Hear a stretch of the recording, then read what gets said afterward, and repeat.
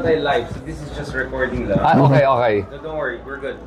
Record lang to So, ito yung mag-live. Dito kayo mag-worry kasi wala nang ano yan. Wala na to. Ito kasi, hindi niya akong bayaran. Pero ito wala. Pero ito pang-blackmail. Pang-blackmail lang. Ito wala na, it's out there. Hindi ka ba sasama dito? Ito go live. No, I'm gonna get closer to you a bit. Don't worry. Okay, sige. Yeah. So I'm just now realizing the limitations of angles and adjustments, so mag-declutter na tayo dito. So what I'll do is, para magkikita-kita tayo. So if you sit closer. Okay, I think Yan, tapos, Yan na. Tapos, ayan. This is it. Yun. Kuya ka siya. Respect. Yan. Wow, okay. Kuya ka siya, guys. Live na tayo dyan. Ayusin natin yan. Okay. Good. Wow! Finally, we're making this happen. Sorry, ang daming... actually, hindi tayo delayed. We're way ahead of schedule. Compared sa usual live namin, it's like 10 p.m. or something like that. But, we're not gonna do this at 10 p.m. today because we have a... Alam mo na. Birthday boy! Yun! Happy Yeah! Kakanta talaga! San Candila! Happy birthday to you! Dukes. May ano talaga. Dukes dito, yeah. Happy birthday! Wow, bro! So, Happy ano birthday. na? Pwede ka na bumoto? Ano ka na? Legal na. Pwede ka na mag-asawa na walang consent? Yes! Good, bro. Super good to meet you, man. Finally in person. Yeah. First time in person. First time, Sino ka ulit? Good to see you, man. Just to remind everyone, Mark Gamboa is the reason why this is happening in many ways, right? Kasi siya yung nag-inspire sa akin to really doon na lang kayo mag-focus. Okay. Siya talaga nag-inspire sa akin to do this vlogging, all of that. So today, marami tayong pag-usapan, guys, no? Obviously, the big thing aside from your birthday is the whole Alice Guo situation. Can we start with that? Because I think as being a Chinoy, you're in a much better position to talk about this in terms of familiarity with the Chinoy community. The reason I asked that is, for instance, si Senator Gatchalian, when gumagawa ng kwento itong tao na to, na meron kaming ganitong place, business dyan sa Valenzuela, like, hindi, kilala ko yung mga yan eh. So wala, booking ka kagad. It's like someone from Baguio pretending they're from Baguio and then say this and nakilala pala ng mami ko. So it's in that sense, right? It's a familiarity with the nuances of the Filipino-Chinese community. First, Alice, first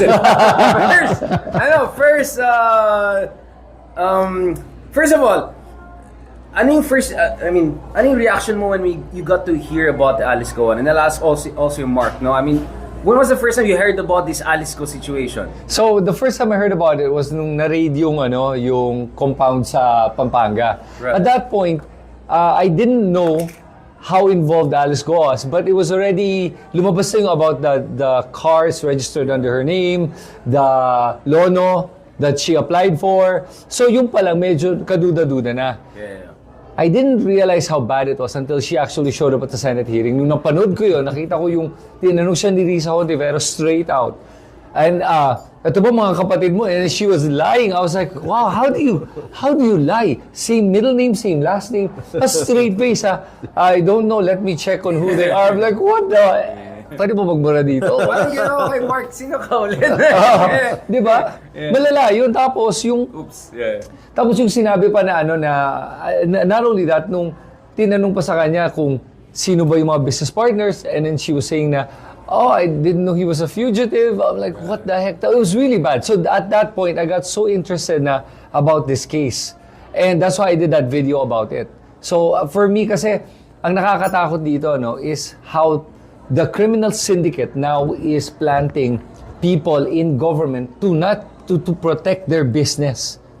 So yun yung basa mo kasi 'di ba Mark, 'di ba yun ang mga questions niya, ano ba talaga si Spy ba? Yeah. Is she Spy a spy or just a useful idiot who stumbled into something because she saw an opportunity to have a chopper or a McLaren, or maybe working it both ways. Medyo, during day, POGO, during night, something else. Kasi the reason I'm asking is that one reason na booking ito is because yung POGO operation na yan, una-una, may Vietnamese na tumakas. Right. First of all, wow, pati Vietnamese na damay dito. Pangalawa is, according to DILG and PNP, may mga surveillance operations din ginagawa sa loob ng POGO na ito at may mga hacking practices against Philippine offices. So, parang nagdodoble kara itong... so, like, maybe, like Sicario movie, right? You can have government and then cartel and then espionage. Maybe it's all of them. What's going on here? Yeah. So, here's the thing. Regarding surveillance operations, parang wala pa ako narinig from the hearing with Senator Ontiveros and Senator Gatchalian with regards to any evidence that shows na may surveillance activity. Until now, they're saying that they think there is, they're still looking into it. So, kaya hindi ko masabi with any certainty or even speculate on that. Kasi at this point, it's speculation and even a conspiracy theory to even go there. At sa tingin ko nga, yun nabanggit ko nga sa video ko, sinasabi ko na, it's weird that Alice Guo was never denying she was a criminal, but she would deny she was a spy. So, I think she was working on the weakest link na para pag mapakita ko sa inyo na hindi ako spy, weakest link niya ng argument, sira na lahat ng argument ng buong hearing. I think that's what she was doing kaya she was so confident to say, I'm not a spy. Now, if there are operations of espionage, the only thing I can think of is this. Whoever the head is may have made a deal, a backdoor deal or under the table deal with the spy agency in China and said, since we have all this equipment, sige, bayaran ka na lang namin, sige, maghanap ka na. Pwedeng ganun. Ikaw, Mark, what do you think about this? Yeah, posibleng ganun. Ako, I would hear din from my Chinoy friends na merong practice talaga from some people na galing from the mainland to register late para yung anak nila or nila, para they can own land, they can own yung mga businesses, sa kanya ipapangalan. So, I think baka ganun itong kay Alice. Tapos, she just stumbled itong gustong mag-invest ng ganun kalaki dyan sa Bamban. And doon na, pero nung nandiyan na yan, pwede na silang lapitan nga nung mga nung mga agencies doon sa abroad to do their bidding. And ang usual din na narinig ko is parang to hunt down dissidents or yung mga citizens, Chinese citizens who are against the Communist Party. Yes. Yeah. So, parang pwedeng sila yung magta-track down, sila yung... Okay. Kasi hindi yan, parang gagawin yan, yun na nga, it's not something that you can do, blatantly, kailangan talaga under the table yan kahit paano. Diba kasi sa ibang POGO, they would find mga torture rooms. Yeah. It's so bad. Yung nangyayari sa mga POGOs ngayon, nakakaawa. Actually, and sa akin ang pinaka nakakaawa yung mga Pinoy na naaapi yung mga Pinoy dito. And I've heard of, the ones I didn't say in the video is, I heard like some horror stories. Personally, I've met people, mga women that work in the POGOs that talagang they tried to rape the women. Wow. Yung pipilitin ka na kwarto, you're one of their, yung mga dealers, gano'n. Papuntahin ka sa office ng big boss. May kama dyan. Tapos sabihin sa'yo, talagang may security, palalabas din security. They're gonna try. Tapos talagang ito pa yung isang security guard na Pinoy na kwento sa akin na parang nagkamali lang, ginulpi sa harapan ng lahat ng tao, walang pakito, ginulpi nila, walang magawa. Hindi ma-report, hindi man lang ma-report, takot mag-report sa police. It is so sad what's happening to our country and how Filipinos are being treated like second-class citizens in our own country because of how our government was in being complicit to this. And they act with impunity. Yes, they do. Yung term na... With impunity, talagang I am king here, ganon. Kahit makita mo sila naglalakad-lakad, may mga bodyguard nila, mga staff pa nga daw yung mga bodyguard sila eh. I mean, but tama yung sinasabi ni Mark. I mean, is this something that is just a Duterte legacy as much as it is? We'll talk about that later on. Pero others are saying, matagal na itong practice na ito ng mga gangsters, all sorts of people coming to the Philippines, buying birth certificates, paying their way through everything. I mean, matagal na daw itong kalakaran. Parang lumala lang ito. Yeah, sobrang lala ngayon. I mean, this is Duterte's legacy because before this, there were POGOs before this. I actually helped one POGO company that time. Bago pa lang yung mga online... Legit pa sila. Legit talaga. Sa Makati. Sa may RCBC. Yeah, I know that one. Yeah, and I know two of them and lahat sila legit. There's no bullshit happening. mababait tumato and we're still friends. And he's mainland Chinese, one of them, and he doesn't like what's going on. He's saying, grabe what's happening right now in the Philippines. He feels bad for us and he's a Chinese. And nasisira din yung business nila, di ba? Yes. Now, all POGOs are being affiliated with, shadow business or worse, di ba? Yeah. Yeah, kung matuloy pa yung gusto nila Senator Sherwin and Senator Risa to ban all POGOs, the legit ones will also be madadamay din. Here's a question I have. Do you agree? Ban all POGOs or you don't think so? I'm still at that stage na just asking for more transparency with all POGOs. Okay. Pero I'm not doon sa total ban pa sa na isang putol lahat. Okay. Kasi sobrang laki nung ano eh. So there might still be a few na legit and maayos. Ikaw, what's your stance ba? Ako, I see where you're coming from and I actually agree with that. But for me, para lang malinis, cut it all off na. And then if you want to start again, start new. But take out the crap muna. Lahat na. Take it all out, paalisin na lahat. And then okay, let's start again if you want. Apply pero dahan-dahanin natin ngayon para we don't make the same mistakes. Kasi yung nangyari sa panahon ni Duterte, talaga floodgates were open. All these illegal immigrants, I don't even know what they are anymore, with all the fake birth certificates and everything, pumasok sabay-sabay. Nakakatakot yun eh. And they are gangsters. Tapos ang dami mga friends ako that own mga houses na sinisira ng mga nakatirang mga POGO workers doon. It's crazy. Yeah, what's even worse is yung some might even be PLA or yun. Yun yung rumors, di ba? Parang nasabi before ni yun. And I wouldn't be surprised kung meron talaga. I mean, honestly, I think there are spies here. Yeah. That I am almost 100% sure because of how China is acting and how China is with us. Given, pag tinignan mo yun holistically with what's happening all over the Southeast Asia with China, malaking posibilidad talaga maraming mga dito, mga spies and soldiers dito eh. Yeah, and you need only a few hundred, right? Yeah, exactly.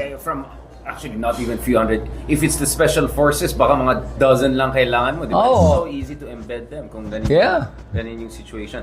But, okay, at the same time, what do you say about,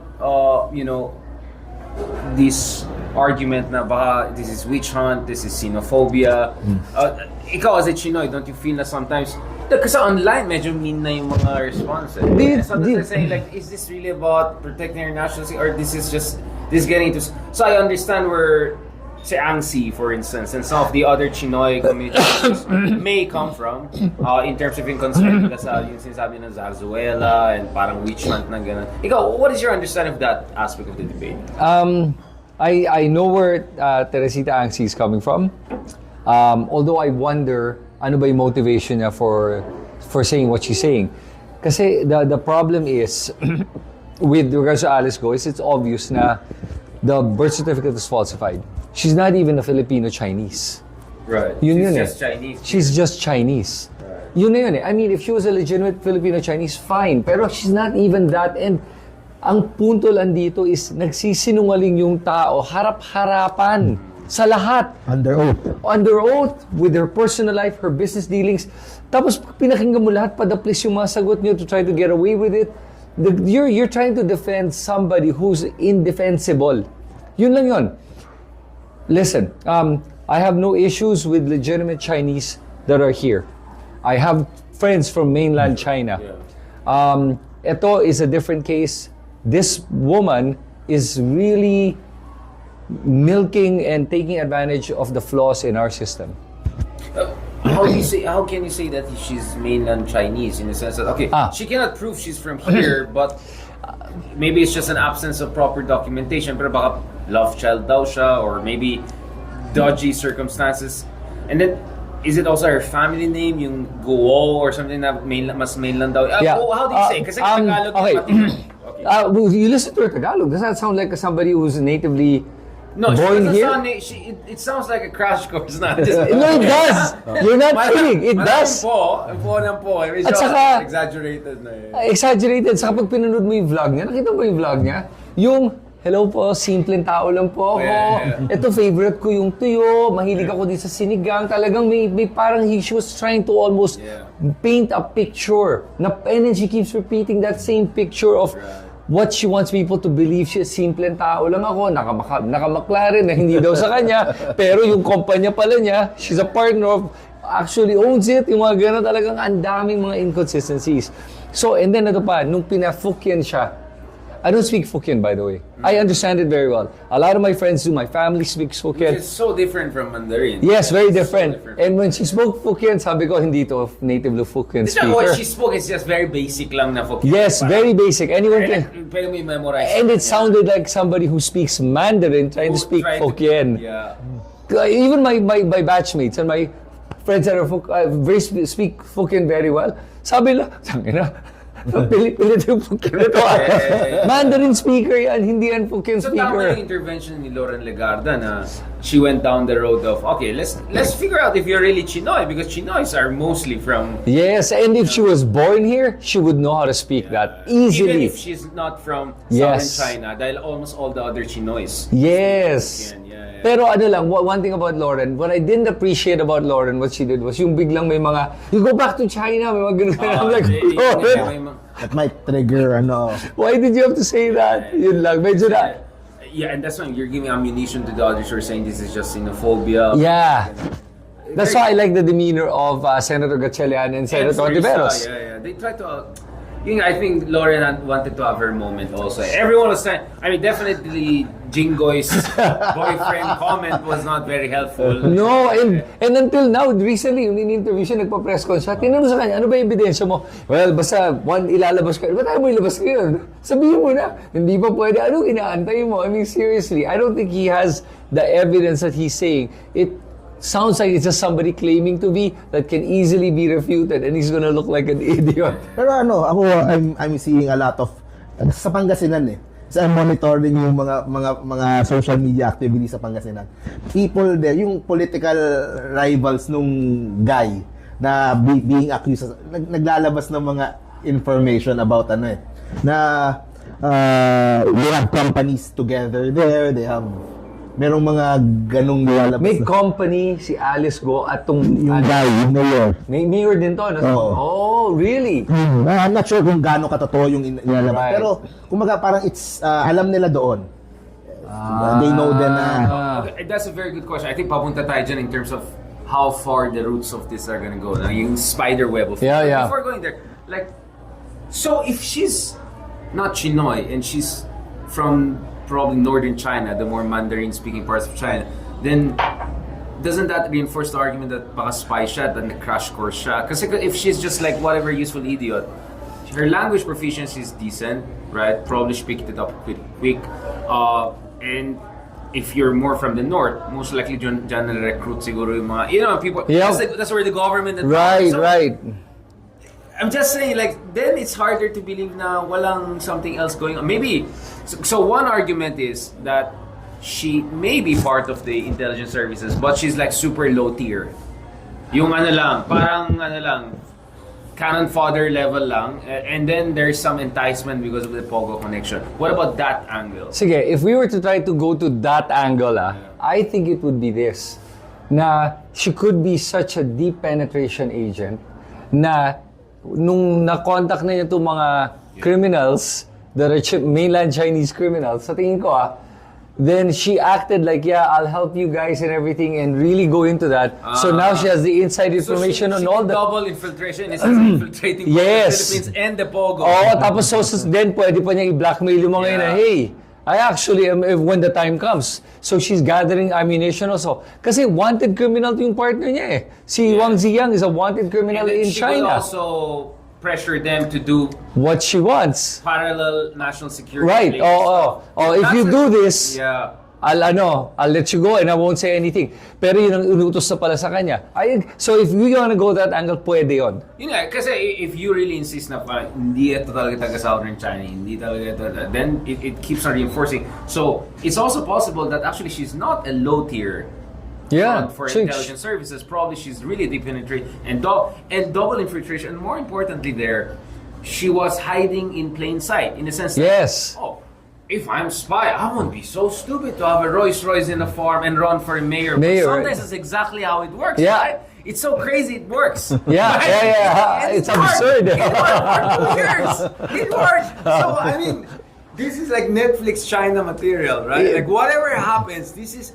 just when I thought Kiboloy would have been my Netflix pick, this thing is the next level. Yeah. Well, I mean, is this like the golden era of Senate hearings and all. Just when you were recovering from...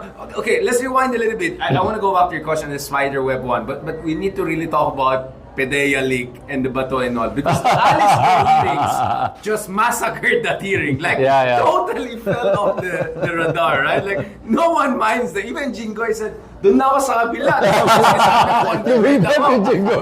Ito baka pwede natin. So it totally killed the PDEA leak. I mean, Maricel Soriano hearing. That was the peak, and then it died, di ba? So, what do you think about the PDEA leak? Both of you. Ikaw muna, Mark. Anong tingin mo dun sa whole PDEA leak conversation? Hearing, quote-unquote hearing. Because I know you're an avid fan of Bulljack TV. Where, kumbaga kung meron tayong RRC, RMC, meron silang BNJ, next si Jonathan BNM, Jonathan Morales and Bulljack. Obviously, that whole hearing is just to push the narrative that BBM uses legal substance. Yun lang yun. That's the whole point of that hearing. And nothing else. Yeah, sabi nila may video sila. Kailan daw yung showing? Mag-July na. Di ba dapat yung May pa yung showing? Yun, may so trailer pa. Yun talaga yung pinaka lang talaga ng buong hearing na yun. Siguro I'm guessing si Zubiri, he allowed that to happen kasi he was trying to appease the DBS. You're talking about the ex-Senate President. Oh, yeah. Ex-Senate President Zubiri. He allowed the hearings to happen, probably because yung DDS block was the only thing that's keeping him as Senate President at that time. He needed the numbers. Parang yun yung pambigay niya sa inyo. So in the end, he pissed off everyone. Everyone. Including Bong Revilla's legs. Ayun. Pero anong tingin mo dun sa Footgate? Yung dahil daw sa paa ni Revilla. Ako, I believe that. I believe that talaga. Kasi if you hear yung sagutan nila at that time. That was so bad. Away yun. Away Parang nagkakabastusan na and all that. There were plans already to remove him a few months before. But they didn't have the numbers. So after them, doon na talaga that sealed the deal. Tapos idagdag mo na yun, syempre small factors yun, Malacanang siguro may konti pero I think that sealed his fate talaga, yung leg. Ikaw, what is your read of the whole PDEA leak and the Senate mess, the whole coup and all of that? Well, I agree with Mark on this one. Bato was really, trying to, discredit BBM on this one. Yun ang panlaban nila Gusto nila talagang masira yung pangalan ni BBM. So, kaya niya to ginawa, which makes him look bad because he didn't do his homework. Alam mo, if he had just done his homework, na bago ka humarap sa isang hearing, siguro doon mo lahat ng ebidensya mo, hindi lang testimonya ng isang tao, maghanap ka talaga ng documentary evidence. Audio-visual evidence, yung talagang the strongest evidence you can to be able to go through this. When I watched it, it was so comical. Natatawa ako na naiiyak ako I was cringing. This is a former PNP chief. Yeah. The standard of examination and cross-examination very high, diba? Butas naman daw ng puncher That's not enough. and Jonathan Morales couldn't even remember yata yung source niya. Like, that's he claimed that hindi niya maalala, and then he eventually said, siya ba informant ko yan? Would I give the name out? Sinabi, and I'm like, wow. Tapos, nung biglang naglabas ng witness si Jinggoy, doon ako natawa yung... So, bakit sinabi mo sa pangalan ni Lam? Bakit ganun? Sabi niya, kasi alam ko, pag nilagay ko pangalan ni Lam, maniniwala si Morales na talaga gusto. So, ginagago mo kami, genius ka. Oh, actually. My favorite moment was still this whole... Basta ako, hindi pa convicted, investigate. Yeah. Hindi ka tulad ng butihing senador. Si Bato goes, stop. Saling talaga nag-panic mode si Bato. Kasi hindi yun yung drill natin. Talaga hindi na makontrol yung mga niya. Grabe. Siguro yun yung pinaka-problem ni Bato dyan Kasi namamangka pa rin siya sa dalawang ilog He's not, they're trying to prove that BBM uses illegal substance. Pero hindi siya all out 100% against BBM. He's still trying to, hindi pa rin totally labanan. He's not against BBM, or he's scared that if he's against BBM, lagot siya because of ISIS. Yeah, yun nga right? I think parang sumusubok pa rin siyang gumitna Diba? Na hindi na, sira na din talaga siya. Inattack naman daw siya ni Bojack Maulika, diba? Sabi na hurt Oo. yung feelings niya. Wala, bad shot na rin siya. Para si JP Sara. Yeah, I mean, Diba? they should Yun have na din. listened to Margaret Thatcher. If you stand in the middle of the road, everyone's gonna hit you, right? Oh. That's what happened with Zubiri. And so, what do you read about the whole Bato? Ano yung tawag nila? Who does hug or something like that? Yung right. president, and then, Tapos. and then the next day, sabi si Zubiri, I've seen strange things in my life, but this is completely... alam mo, no? Iyak siya, hug siya, tapos bumoto rin siya sa kanila. I mean, what the heck, diba? Yeah, honestly, I the way I look at the Senate right now, so I went to visit the Senate. I think... Yeah, the reason I ask you is because ikaw talaga nag-effort ka pumunta sa gano'n. Hindi ko talaga kaya, matatawa lang ako dun sa Senate. No, ano lang, bro. when I went, kasi, I was just invited to just be there. So, pumunta lang ako, and napansin ko, parang, classroom siya. Parang, Meeting Senate talaga, pangit yung building. hindi lang, yung mga composition ng tao, parang nasa school ka lang, may mga kaklase ka, may mga bully, may mga scholastic, may mga nerds, may mga iba-iba mga personal. High school. Oo, talagang nakakatawa. Tapos magkukumpulan sila. Kita mo yung mga magkakampi doon, kung sino magkakasama, sina Robin Hood at saka si Bato, magkasama sila palagi. Asa doon si Jinggoy sa harap, hindi naman si JV sa likod kasi ayaw nila magkatabi. Asa doon si Risa, ganun eh. Very interesting the dynamic. So, that was such a eye-opener for me on how the Senate is. Ikaw, you've brought parati Congress ka, di ba? Nung Sa Congress, sa Senate, Hindi ka ba nag-Senate? Hindi ako masyadong pupunta. Doon na lang ako sa bagong building. Sa big building na open. Hindi pa. If you go to airport every time, you'll see that almost finished na pala siya. Almost finished na. I haven't seen it. Parang, sana naman deserving yung mga pupunta doon. Di ba? Ang ganda eh. So, I mean, you guys, from your understanding, is this the worst Senate ever? I mean, I remember when first Bong Revilla topped the race, people were talking. When Lito Lapid was there, people talked. When Erap became senator. But this looks like an interesting Senate. Yeah. Is it the worst, or if you look at the, let's call them the Magnificent 7 or 10, like the more matino ones, whether it's, Angara and Sherwin and of course Riza and Magana, maybe it's just a few who are really bringing down the whole Senate. What's going on? Hindi pa ako yung trend na na Popularity. yung magkapatid, tapos mag-ina. So dati naman walang ganun eh. Pero ngayon, nakita ko nila, every 3 years, pwede tayo magpatakbo. So, dalawa tayo dyan sa Senado. Parang ang dami-daming Pilipino na pwedeng to fill that. Pwede tatlo. If the two Tulfo brothers run, Pwede. it will be Ben, Erwin, and Rafi. Can you imagine? That in 2025. Can you imagine? But I think what Bato showed everyone, and I think a lot of people realize na kung ganitong mga klaseng senador hindi pinapasok nyo talaga, magiging joke na yung buong Senado natin. At wala na. But is Bato really the worst one? Because I can think of Robin Hood. I can think of someone else who's more Robin Hood. interesting. Robin Hood. Is that what you're gonna say? Boy Sile. I want to okay. say. Yeah. I mean, alam mo, it's sad for the guy, honestly. alam mo, my God, ang daming mga. I think this is probably one of the worst Senates. Yeah, I would agree with that. It's just so sad listening to what a waste of money and time.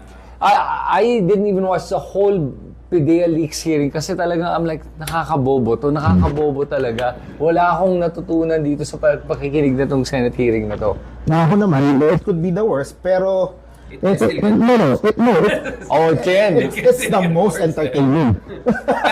It's the most entertaining. Maybe, I mean, there are all of these stories from back in the day, na nung 1990s or early 2000s. Like, people will rush to the Senate so that they'll catch the debates among the titans. Yeah. That was entertainment too. Like, you're watching like the Roman Senate, right? Wala Yeah. kasing social media nun eh. Like parang Virgil lang level of poetry and ganon. That was so they used to be entertaining in a very high quality way. And pag sinabi nung panahon na senador ka, talagang may something, may pazas ka. Yeah, ngayon it's a joke. Hindi, it doesn't cut the same way na talaga nawala na yung dignidad, Yeah. nawala yung prestige. I remember I got to watch one Senate hearing during the impeachment trial of Erap. That was very interesting to watch. That was very interesting. Lauren was there, right? Yes, Lauren was there. Yeah. So back then, mas interesting pa, mas magaling yung composition ng Senate. This Senate is just really bad. And I think dito magaling yung Congress. they took advantage of how bad Bato was. They did that press con immediately, di ba? And then they said, we're gonna conduct our own hearing. Not about the PDEA leaks, but the actual drug war. Yun ang panlaban nila.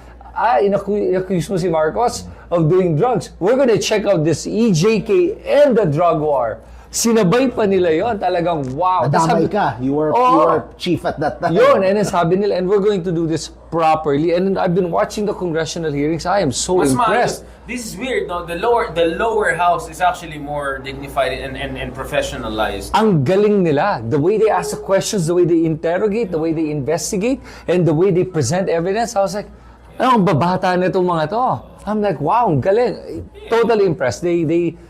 May kumbaga, kung may honors, nabigyan ko sila ng top honors, yung mga mga congressista natin ngayon. Believe to sa Romualdez house. Ay, sorry, sa I mean, there's also the gentleman's agreement issue, di ba? Ano ba si tingin niyo talagang nag-traitor si Digong dun sa dating president ng China? Or, di naman may pagka-Alice Guo ng ambivalence. Parang tipong, sabi Digong, basta hindi na nag-gets yung sinabi ni Xi. Oh yeah, pwede na yan. But he didn't pass it down. Kasi yung tinatawag na gentleman's agreement na, huwag nyo naman ninyo dyan huwag nyo naman para pwede namin kayong galawin. Mamaya yung mga ganun. What is your understanding? You think Digong really sold out the country and for some reason maybe it didn't pass down the command channel, chain of command, sorry. Right. Yes, he did sell out the country. And there are several instances to show why that's true. On top of the gentleman's agreement, do you remember there was a massive Navy vessel that docked in Davao? And more than once. Yeah, and the airplanes too. And military planes.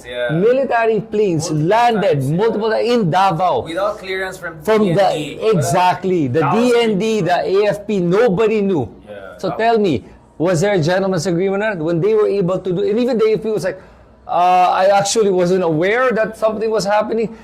My God, that is, sorry sa akin Bongo daw na-clear. Yan ang pinakamalaking betrayal ni Digong sa mga Pilipino to allow a Chinese military to land and to dock in our country without clearance from the Department of Defense and our own military. Pucha talaga. One reason why you signed yung mga visiting forces agreement, status of forces agreement is it provides a legal framework. What if may rape nangyari, may krimen nangyari, di ba?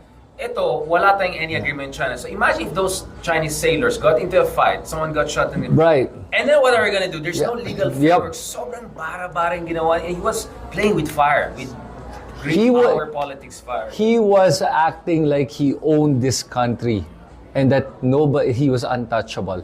Unfortunately, he still feels untouchable and I'd love to see it otherwise. So, before we go to Digong, you were asking a question about, if you look at the Alice Guo situation, kasi we want to talk about Duterte's, but the problem is, kung sana si Duterte lang talaga yung problema, di ba? The Duterte phenomenon would not have happened without all the enablers at all levels. Yep. Right? And the Alice Guo situation, I'm not sure that everything was, micromanaged by Digong's office. I think a lot of corruption and rottenness was all around the country for this to happen. So you were asking about, like, for instance, yung ex-mayor ng Bamban. Do we know anything about this guy? Comelec people who cleared her run for office. Do we know anything about these people? And speaking of corruption, some people very cynically would say, galit lang ang tao sa corruption pag hindi sila nag-benefit. Pero kung si Mayor, ay bilibre kayo dun sa wedding niyo. Okay na. Ni Mayor, yung culture of corruption is very deep in our society. Kunyari, we're in a mall, pag pumunta dito si Alice Guo, I'm thinking of gaano kadaming tao magpapaselfie. Magpapaselfie, exactly. Celebrity na siya. Actually, takbong Senate yan pag hindi na discuss. Wow! Baka nga mag-party list yan. Manalo pa yan, no? Baka maging mag-showbiz yan. Diba? Mag-showbiz. Kamukha niyo yung sa F4, diba? So, I mean, wala tayong floor Wala tayong floor of, morality and what's acceptable. Basta sumikat, malakas, popular, let's give it to them, diba? Yeah, I think the biggest problem we have is our voting population talaga, unfortunately. There's a lack of, hindi ko masabi kung education, hindi kasi education yung problema. You have many people, engineer, lawyer, etc. who support Duterte and Trump and those people. So I don't think it's an education issue, right? Yeah. It's a political orientation issue. But honestly, I would say it's more cynicism problem. Na nawala ng pag-asa yung mga... This is where I disagree with the more, let's say, yellowish, pink narrative. disinformation is obviously a problem. But we just saw a few days ago the Indian opposition against the humongous machine of Narendra Modi. This is the biggest right-wing populist machine on earth, millions of members and all. The disinformation machine in India is 100 times worse than the Philippines. Just wow. Oh my Okay. God. And in India's case, my religious, my caste system, there's so many elements, this Muslim, Hindu, Okay. dynasties. Oh my God, there's so many levels to that. And yet, the Congress Party still was able to double their lead. So, what I'm saying, I can give you many examples. Brazil, Latin America, Lula versus Yes. Bolsonaro. US, Biden versus Trump. Yeah. You think there was no fake news for Trump's side? Not Russian help for... And I get, in France, so many... So for me, I agree that there's a problem, disinformation problem, but I think the biggest problem also is we lost the faith and trust of people. When we say we, anyone who believes in a liberal democratic project, because look at Digong came in 2016. All the data shows you cynicism was already seeping into the system. Yeah. 2010s pa lang. So there's data in 2014 World Values Survey. Right.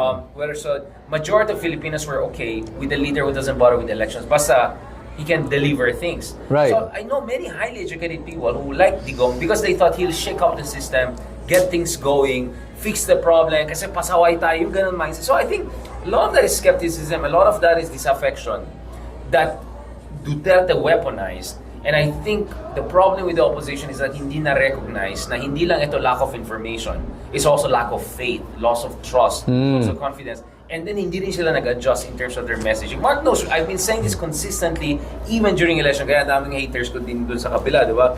But honestly, I believe that because, and honestly, you can disagree with me, but my thing is, talking about lack of education or disinformation alone, we're gonna hopeless case ang opposition forever. Right. Because the more people will hate you if you're saying, baba kasi, di ka pumunta sa akin, di ba?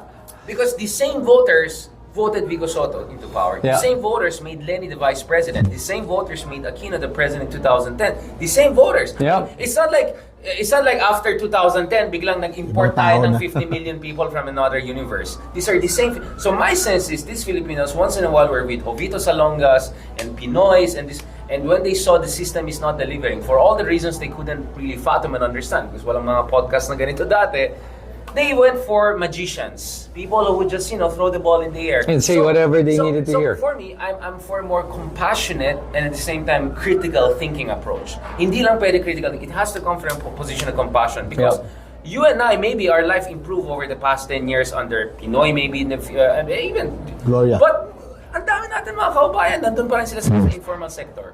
Yung sahod pa rin nila, barely minimum wage.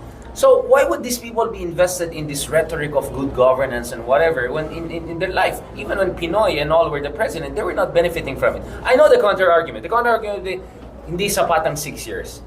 And then sana you push for constitutional change or sana you explain to the people na hindi pwede na umasa kayo for overnight change with just 6 years. Or in fact, even if you have the right president, so for instance, this is my argument, you can disagree with me. Had Lenny become the president, I'm sure gagawin sa kanya yung ginawa ng Kongreso kay Arroyo before.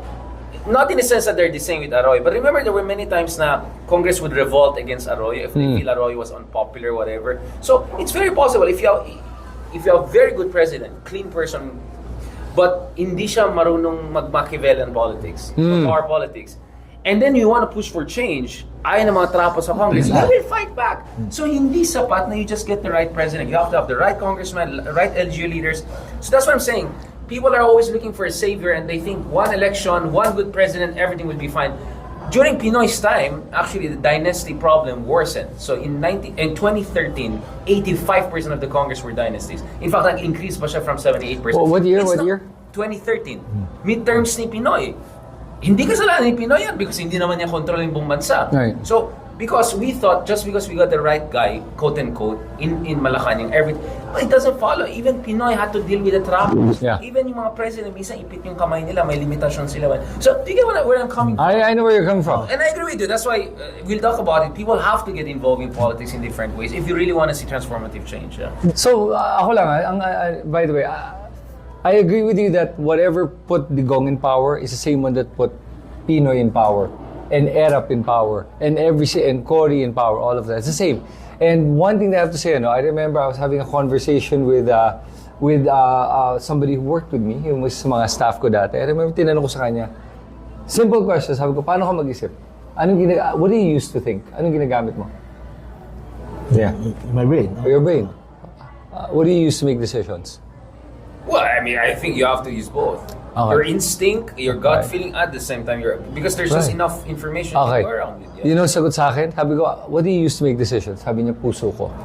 Paano ka mag-decide? Paano ka mag-desisyon? Puso ko. Paano ka mag-isip? Puso ko ginagamit. Sabi ko, interesting. Sabi ko, nung tinanong ko sa paano, anong gagamitin mo para mag-isip, sinabi mo sa akin, puso mo.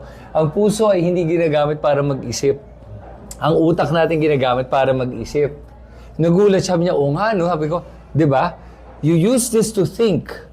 And then, you can use this as a guide. Pero ginamit ng Gilas Pilipinas yung puso eh. Asian champion naman tayo eh. Puso. ang sa yung the opposition needs to look at yung what Rafi Tulfo did. Yeah, okay. Hindi siya, kumbaga, it's about growing, touching in the heart din eh. Doon din magaling eh. At the end of the day, you can tell people use your head. But even if they think they're using their head, they're still using their heart. There's a saying that everyone decides emotionally and then justifies logically. Yeah, that's David Hume. There you go. The reason is there to just give a spokesman role for your... But ganito kasi sa akin eh. I think, first of all, we're not Norway or Sweden. But I can have a debate also about Norway and Sweden. Because I heard some of my colleagues saying, alam mo kung nasa New Zealand tayo or Norway, nanalo na si Lenny. Well, guess what? Probably I would have been a prime minister. I mean, I have friends who are younger than me that are in parliament in Germany. So, hindi useful yung ganang argument. Hindi tayo Norway, hindi tayo Sweden. Yeah. I had a talk with former President Aquino. You know, this is obviously a few years back pa. I said, ang Pilipinas is a Latin, Iberian, tropical country. Right. Leadership doesn't work in the German way. You cannot go like, kasi sa pagkaalam ko, idol niya in German politics, yung Angela Merkel, ganun. Yeah, he's really fond of German politics. Yan ang sa pagkaalam ko. And I felt, but we're not Germans eh. We're more like Italians. We're more like Latinos. Yeah, Spanish. So, when you approach politics, you have to push for the right policy, but dress it up in an emotionally appealing way. So I think that's where you're coming from with Tulfo. Because Tulfo is pushing for order and all, but he makes it entertaining. He dresses up. We're talking about Rafi strictly. I don't know about Ben. Yeah. So what I'm saying here is, hindi pwede logical argument policy lang. Because if that's the case, then I don't know, mga taga-UP or Xavier lang dapat mag-rule ng bansa. It's just a bunch of geeks, right? And I don't want to be ruled by a bunch of geeks. Maybe I'm a geek myself, but I don't want to govern the all high IQ geeks people. I want people who are relatable, who are compassionate, who are charismatic. Charisma is a very emotional thing. Yeah. It's relatability, right? So a good leader can emotionally inspire you, but also has a blueprint about how to push the country forward. Right. So for me, dapat both eh. Yep. Dapat both eh. And there are things you'll never know based on just data. Kasi nagets ko rin, again, in defense of the Juan de la Cruz. The argument of Juan de la Cruz would be, sir, kung plataforma lang naman, madali lang man i-download yan eh. Like, anyone can just download. Anyone can make a promise. Exactly. So, madali lang naman isulat yan. Pwede mo paano sa ChatGPT ngayon eh. I mean, I literally can do it for free on ChatGPT. Give me a... So, I think it's mistaken to think, labanan lang ito ng plataforma. It's also authenticity, credibility. I can say I can make the Philippines first world, but ano ulit ang credentials mo? Or what kind of authority you exude. So this is all, there's a realm of emotions there. And personal so relationship. I completely agree with you na what I don't like is this emotionality and sentimentality na kasi ito na yung uso or umiyak siya doon sa interview ni Karen Davila or doon sa I don't agree with that sentimental voting. But I think emotions will always be part of charisma, leadership, and politics. But then let me ask this question. What do you think is causing Pinoys to vote based on the last name? If that's the case. Alright, so the longer you can... Diba? Like, think about that. But if you look at it, what makes the Philippines, even compared to other Spanish colonies and Asian countries, really bad is because you have this continuity of principales. So you have this family rule since Spanish era pa lang. In fact, some of the dynasties in the Philippines, including some from the north, not Marcoses, Ilocos Sur. Oh yeah, I know. They You go know. back 200 years. Oh wow. 200 years, 1870s pa lang, they had already offices and all of that, right? So, Wow. so sila Ver, there's like a Don 300, 400 years. So, what happened is that our colonial legacy, both American and Spanish, essentially, they contractually ruled the Philippines by cutting deals with local families and all of that. Remember, the Philippines never had a major empire. We didn't have Majapahit, we didn't have Srivijay. So we were always a barangay, state-led little kingdom. So both the Spanish and American reinforced that. There was never a break in that.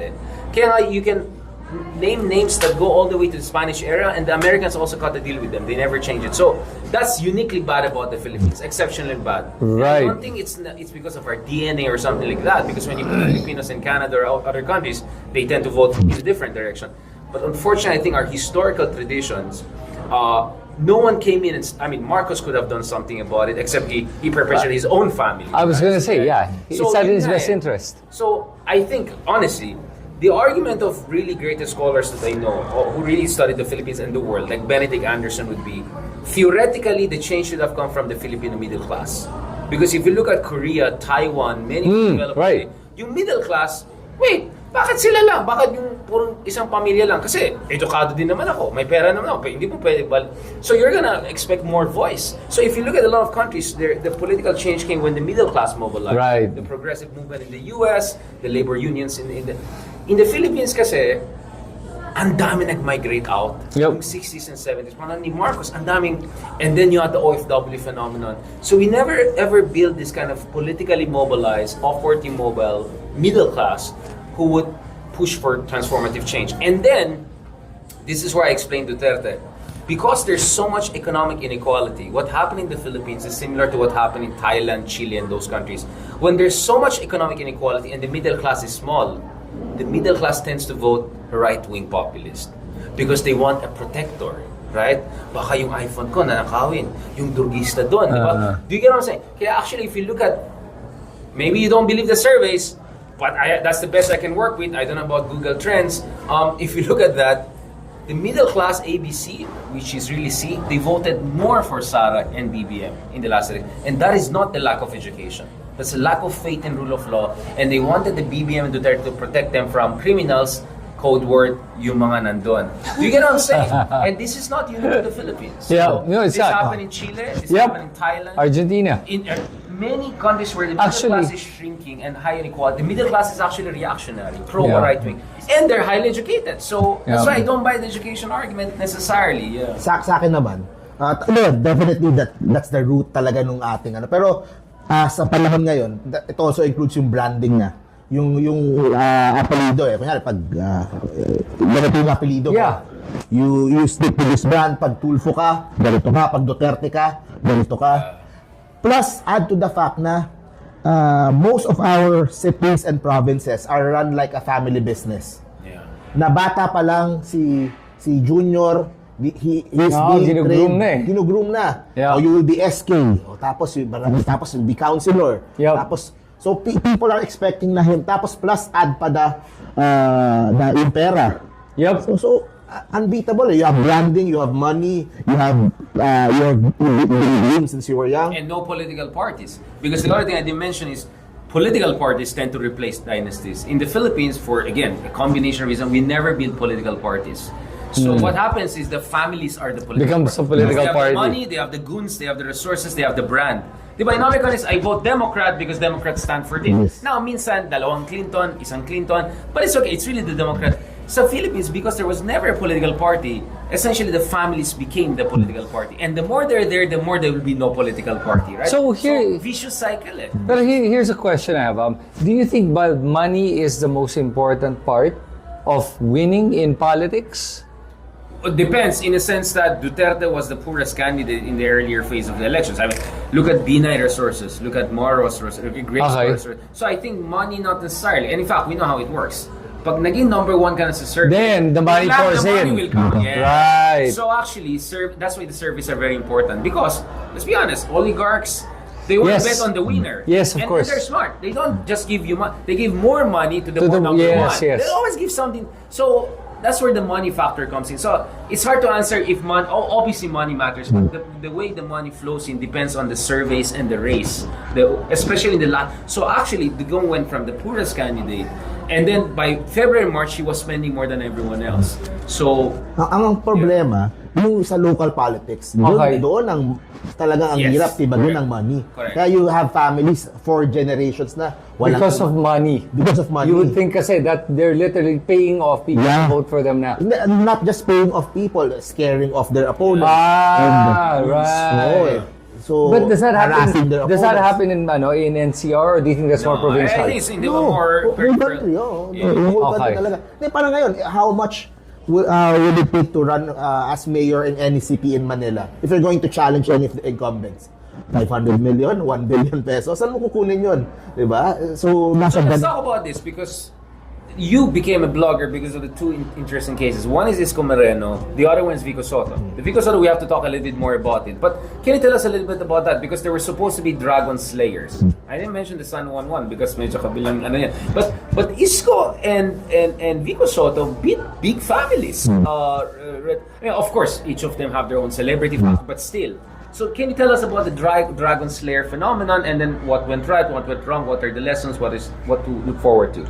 Different kasi yung case nung dalawa. In the case of Isko, he's been in Manila politics for 2 decades na. Yes. When vice mayor. So he went through the ranks. So he started as councilor muna, 9 years, then vice mayor, 9 years. So he went up the ranks. By the time na he ran for mayor, everyone in Manila is familiar na what he can do and how he serves people and so it was easy for him to win nung 2019. In Vico's case, yun ang iba talaga. Kasi the Uminom ka muna ng kape, medyo na-stress. I mean, the Eusebius at that time were really entrenched in Pasig talaga. So, medyo iba yung case ni Vico. And I was saying syempre, merong factor na he's Vic Soto's son. So, merong showbiz factor. Merong, of course, he's tito niya si Tito Sen, Tito Soto. So, kahit pa paano, he is being guided, he is being So, pero when he got into office, he was able to prove na to the people of Pasig na there's a better way to do this. There's a way na pwede natin gawin na to throw out the old system and pursue this ganito. So, sa akin, I look at yung ganun case din as parang hope din na it should start sa mga LGUs talaga. And maybe work its way up. Kasi if you're going to with the existing, they all have family businesses in there. So how do you explain? Because there's the Iloilo case, which is quite an interesting one, and there are friends from people Iloilo messages, sir, ba't di mo minention ni mayor namin? I've mentioned, I just don't know enough, I have to go there.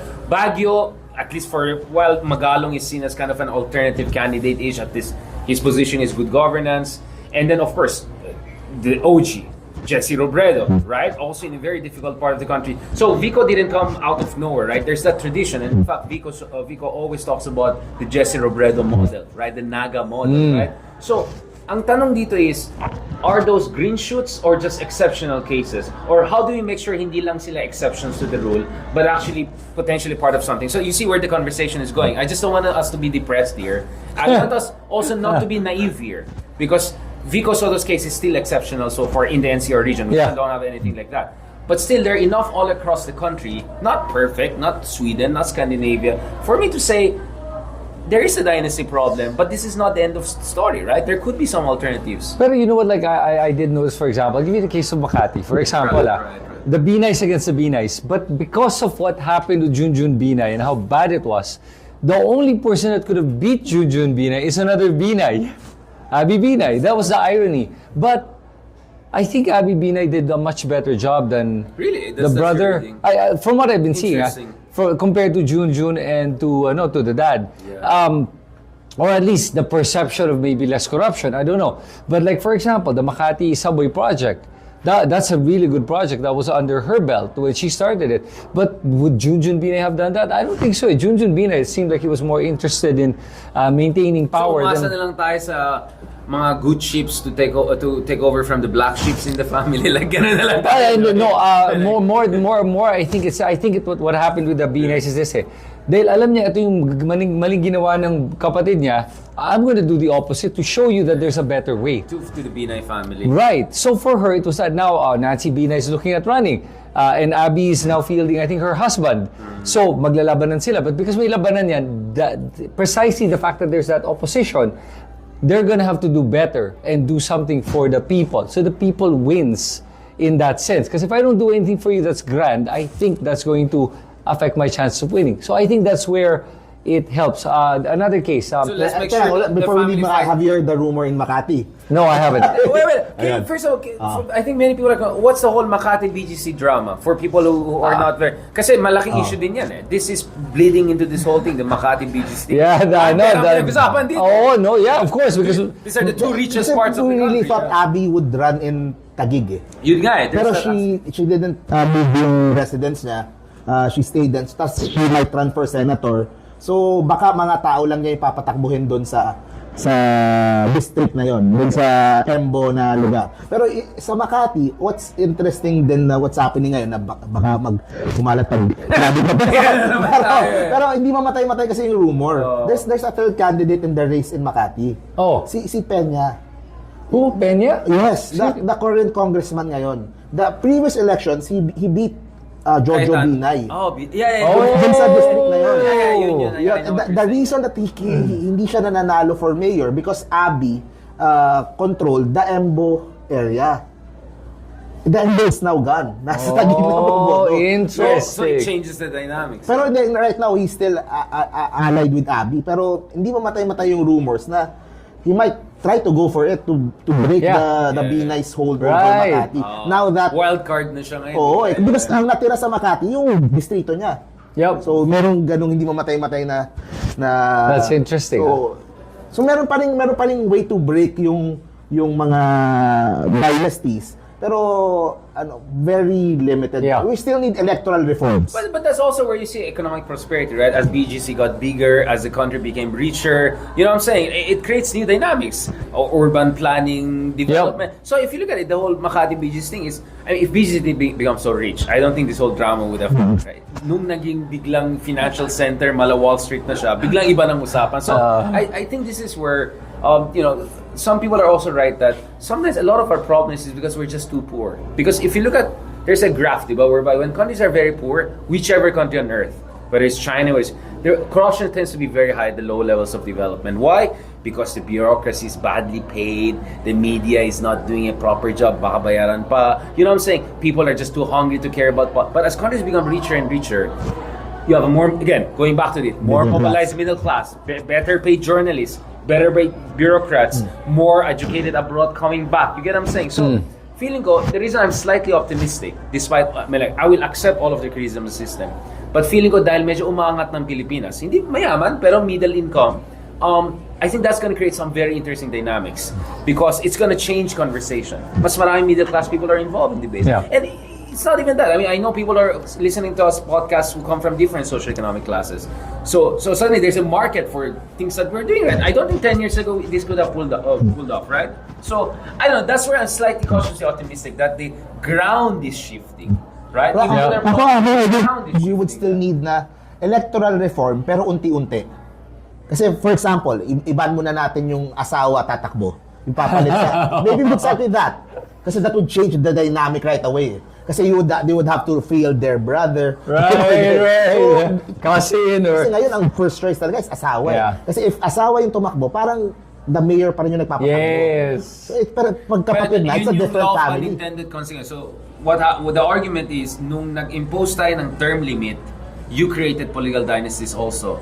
Because if I cannot run, I'll make my wife run. Right. So the problem is that naglagay ka ng term limit, pero wala kang nilagay na anti-dynasty. Nakahanap sila ng loophole, which is yung asawa. Exactly. But if you close the loophole. So you put the term limit and then you also put the second, which is hindi pwedeng second degree of consanguinity. Then, ang problema, hindi ginawa yan. So one of the problems we have is, may reforms tayo, pero sablay. Half-baked. Yeah. So actually, the result is even worse. dapat unti-unti kasi hindi mo mapapasa yung pag ibaban mo lahat ng relatives to run. Maraming mag-o-oppose kasi hindi mo mapapasayan, in other Oo, words. di mo So how do mapapasa you eh. do it gradually? Kasi Wala, some asawa people are muna. saying cha-cha is the only way. Kasi the system is just so broken. That maybe charter change is the way forward. But ako naman problema ko, it can get even worse. It's like, you don't know what they're gonna put in the cha-cha. Yeah. Change the system, it's still the same families eh. Exactly. So if you're asking the dynasties to pass a new constitution against their own interests, It's still never not- gonna- yeah. it's never gonna happen. But that's also where you see why a lot of educated Filipinos want a dictator to come in and say, umayos kayong Yeah. lahat, I will fix this. So, benevolent dictator ang hinahanap na ibang tao. I get where they're coming from. That's why the strongman mentality is working now. Like for example, best example is El Salvador. Why? Si Bukele. Yeah, Bukele is actually very popular because of And what. Bitcoin. Let's go! They got the Bitcoin angle. What was interesting was, may nagtasabi sa akin, it's interesting, Chris, that you're supporting Bukele, but you're against Duterte. I go, I think there's a difference. And tell me what you think of this one. Bukele naman kasi, when he went after the gangs, they were really gang members that were talagang taking over the streets. It was really scary to be in El Salvador. Narco-state talaga. Nakakatakot. Narco-state, like the other Brazil, yung Colombia, where literally the cartels were taking over. The governments were afraid. The police were afraid of the cartels. Kasi Ecuador yata. Ecuador. Bata pa yung president. Nakakatakot. Like, the police were like, pag sinabi niya, I'm this, the police will back off talaga. They came inside the media, yung may live video sa media. Yeah. So that's talaga narco-state yun. Yeah, so what Bukele did is said, no, screw all of you, I'm gonna arrest all of you. And he did, by the droves. So, and then he said, okay, nung nalinisan niya talaga yung streets and everyone could feel safe, that was impressive. So, in the Philippines, what happened was Duterte attacked all the drug addicts. And I understand that there are some that are criminals. But what he didn't do was attack the source of it, which are the drug lords that were lording over these areas, unless they were his enemies. And then some say, the rumors are, that he was actually protecting his own interests because if you look at his friends, there are a lot of drug lords around him. Sabi nila streamlining. Yan na nga sinasabi. Para ako na lang yung... Corporate streamlining. Kami na lang yung monopoly na lang. Wala nang away. Walang gulo. Diba? Yun, so that's why it was different in that case. And that's why for me, that strongman mentality is possibly the shift on balance from left to right. Yeah. That pendulum is swinging so far right now because it was so far left at one point that it wasn't working. We can't be too soft now. Maybe we should go a little bit harder. Eventually, that pendulum will swing back to the center. Well, okay. I see why people supported Bukele to clean up the system. The problem is, now that the system is cleaned up, Bukele doesn't want to go down. He wants to stay in power forever. And he's doing all this.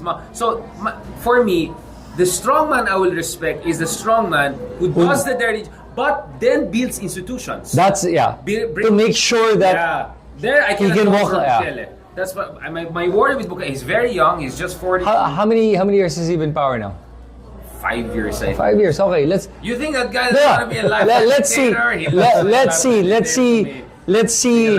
I still want to give him the benefit of the doubt. But my point, that's the risk. So Yeah. you're accepting the risk that this guy might never go down from office. Because he's so I still want to give him that benefit of the doubt. I hope, like I always say, even with Vico, what I was saying about Vico was this. I said, he's doing such a good job. Once the ego gets the best of him, then he'll believe he's the savior and he'll start acting like then he's a god. But Bukele changed the constitution to be able to run again.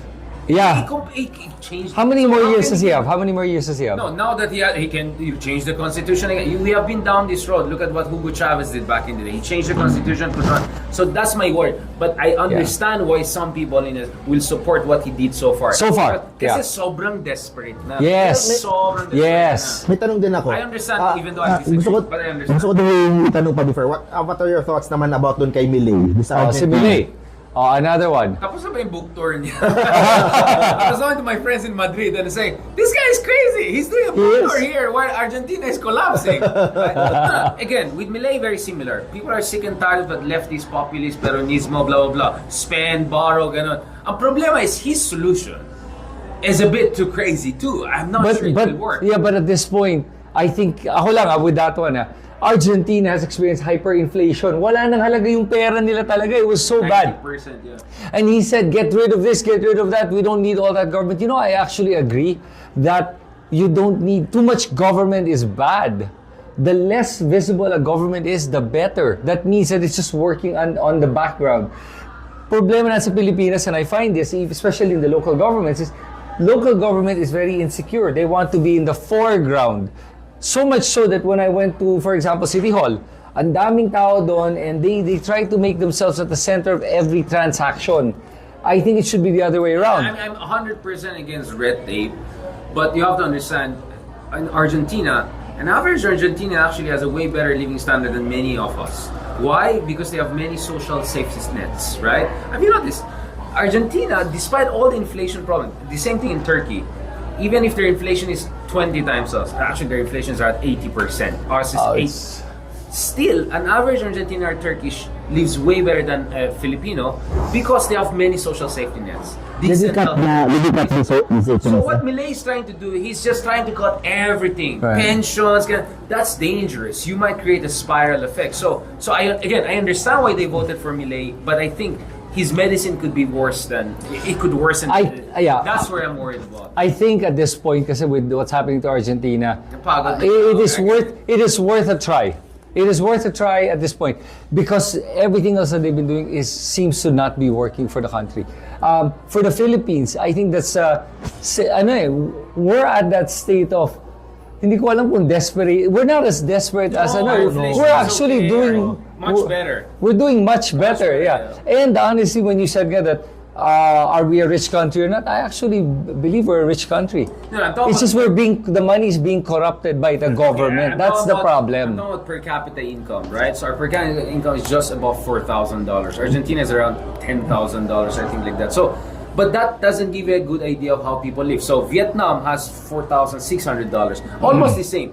But if you go to Vietnam, you barely see poor people because well distributed compared sa atin. Of course, hindi perfect ang Vietnam, bro. Yeah. Sa atin kasi, all the wealth is just in BGC, Yes. Mine, and a little bit here in our area. But and then ang dami slums, ang dami informal sector. So for me, what I'm saying is that distribution matters. And let's be honest, distribution can only be done by good state because the private sector is there for profit. Let's be very honest about that. In any country, look at Germany, look at Scandinavian country, all of them have solid state systems. But at the same time, ito lang ang argument ko against that, na with regards to you need a good state, actually, if you incentivize business, to make sure that they're more equitable, they're gonna do it. I mean, Sweden, Spotify, a lot of great companies are setting up in Scandinavia. Yeah. Even if tax rates are way higher. Because why? The infrastructure maayos, there's rule of law, well-educated, healthy ang tao. So I think it's not about big or small government, it's about efficient government versus inefficient government. And sometimes efficiency comes with a bigger government, with a smaller government. It depends. So I don't buy that argument because the evidence is very clear. If you look at Scandinavian countries, they have high social welfare, high tax system, but high foreign direct investment and high growth and best living standards. Okay, so let me define what I said. Ang ibig sabihin ito by saying that the government's invisible, it doesn't mean that they're non-existent. It means that they're acting on the back rather than the foreground. Meaning that the system is just running on its own efficiently. I'll give you an example. But you're assuming the private sector are the good guys. I mean, you want to leave the system to the oligarchs? You think the oligarchs will be there to build roads and hospital for people? I mean, look at our toll fees here, are insane. Yeah. I don't trust the private sector. I'd rather trust the government because the government, as corrupt as it is, I vote them out. Right. But so, the private sector, I cannot go after. So that's a good point. Kaya nga, like for me, if I were to look at the system of the United States versus Europe's system is much better. US is all about capitalism, and what happens? And dahil mga cities doon are even somebody asked me, would you prefer to live in the States or Philippines? I feel safer in the Philippines than the US. Doon maglakad ka, pwede ka mabaril at any time. And the joke is, you you have a better life if you're unemployed in Europe than employed in the US. Yes. You know what I'm saying? Yes. In the US, my welfare, Yeah. my unemployment benefits. I have relatives in Europe, so I know. No, but in US, wala kang trabaho. At saka, patay ka. at saka hindi lang yun. Yes. Richard, like for me, ganito, like when I say invisible government, this is what I mean. In Canada, for example, if I were to try to start a business, I can do it all online without having to deal with any That's government official. That's the and it yeah. works. That's efficiency. Yon, ang galing. And I don't, but Malinis in the Philippines kasi, parang gobyerno dito, they need to feel important. Kaya you need to come to the office, you need to come back tomorrow again for that same permit and then come back again. And I'm gonna scrutinize it left and right because I want to feel important. Yeah. Parang May ganun It's eh. about modernizing the bureaucracy. Yep. Sherwin Gatchalian started that, di ba? Yung i-digitize mo lahat. I think this is more a modernization issue. Kasi medieval pa yung system natin eh, di ba? A lot of things could be just completely run online without the government, without people, human intervention. Yeah. Yes, and That I agree with you. Oh, absolutely. 100%. and alam mo, that's gonna happen. It's just gonna take time, but we're gonna get there. And political will din from the government din, di ba? Kasi from the local government. From agencies like, di ba? Kunyari yung sa customs and all that, and yung sa BIR. Man. And, Okay, but let me ask, what do you mean by political will? Because political will, you're going against the ano eh. yeah, but you have to have backing. You have to have people supporting you. You have to have a vision. Kasi kung political will ka ng political will, parang ano yan, parang puso sa gilas. Hindi. Dapat may diskarte. Dapat may maayos na coach. Dapat maayos yung players. So I think political will should go with social pressure, social movement, vision, blueprint, all of those things. So tama ka doon, that it comes with the support, and this is what's interesting. The only reason why Duterte is so powerful is because of that support. Alam niya meron siyang support eh. Pag wala siyang support, then they're not gonna be as he's not gonna be as, ang tapang niya eh, to do what he does because he knows people will support him. Pero without that, wala. Yeah. So his power still comes from the people. Pag maalala nating mga Pinoy that the power comes from the people, I think that will help shape our government more. When every single voter, every single person on social media, lahat na nagsasalita, you have the power. And you have to believe you do, because when you do that, then the leaders listen. And we've seen that happen. Recently, I've seen that the senators and the Congress have been swayed by the people's opinion. Pressure, public pressure Yes. matters. Thank you very much. I know it's your birthday, so we don't want to take away your time. I know someone's waiting Happy in the birthday. wings. Happy birthday, man. Thank you so much, Next time, Richard. tayo sa mga lifestyle guru. Yeah. Like, wow, ilan taon ka ulit? 55. Much better in Young person, looking. man. He looks even much younger. Good job, Hi, man. bro. Thank you so much. I really appreciate Thanks, it. man. Enjoy your night because we're gonna disturb you again later in the year. Sana Absolutely. Discussion. It's really fun. Thanks, Richard. I really enjoy having these conversations with you guys. Okay. And effortless, right? Just 2 hours almost just went by like that. Pasensya na, this is the first time I'm setting out in person, so medyo minsan distracted daw. I'm looking at this camera ganun. So kung medyo sablay and all, it's just a first time thing, but hopefully we'll get it better and nicer next time. Thank you so much. Maraming salamat. Take care. Yeah, thank you. Mark also. Thank Thanks, you so Mark. much. I appreciate it. Salamat, bro. Thank you very much. Okay, let's close this live. Okay. So we have the attorney star. Ask her naman about some legal issues in her or something like that. Thank you guys. All right, man. Oh, sakto 8. Oh, yeah. Boom. Picture pala. Yes, let's. Picture ang tatlo. So one slight problem we have is the internet. Globe is bad here. Smart is okay. Yeah, film is bad. Breaking up. Yeah, Globe yung bad. Pero yung smart yata is okay. I don't know. This one is wala problema. Yung sa laptop. Still getting? Oh wow, okay.